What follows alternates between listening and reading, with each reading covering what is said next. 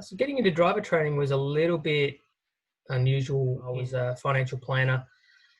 I didn't really enjoy the job that much. I was working for one of the big banks, and we just didn't have any resources, and we were given the shittest of customers and things like that. It was just, yeah, the bosses are pulling you one way and the customers are pulling you the other way, and there was no reward, no value. No one really cared if you did a good job or not. They just kept wanting to protect their own positions. So it was never a fun place to work.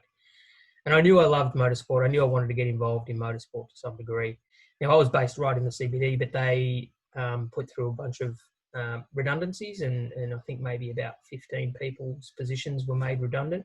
And they were going to redeploy. They gave you the opportunity of redeploying into another position within the bank and all that sort of stuff. But I saw it as a chance it was a door opening, not a door closing. And I said, yep, okay, see you later, pay me out and I'm out. And let's actually have a look at matching up my passion and my career. And I contacted a lot of different people in the motorsport world, had a look at different management roles within race teams and things like that. But my skill set really didn't quite match that at the time. There were some other roles in different parts of the motorsport world, and again, just communicating with my network to see if anything fit.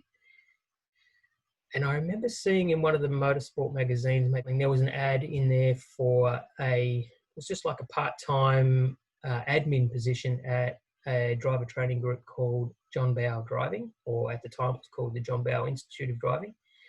And I applied for that.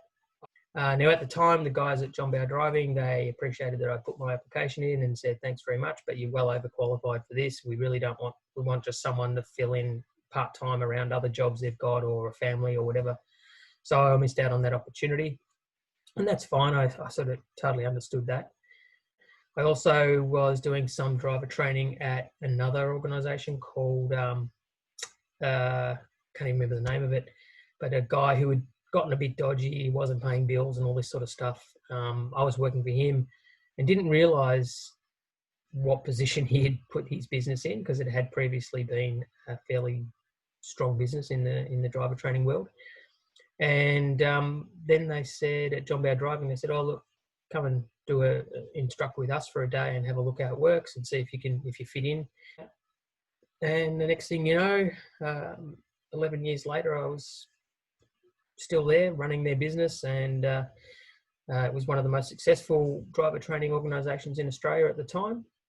And it got to, I basically started off just with the opportunity to do some admin, and then got into the training side of it and just grew from there. And then that was about 6 or 7 years ago now, before I moved away from there and started Evolve Driving. And now we're the most successful, I would imagine. We're hopefully looking to be one of the most successful driver training organisations in Australia.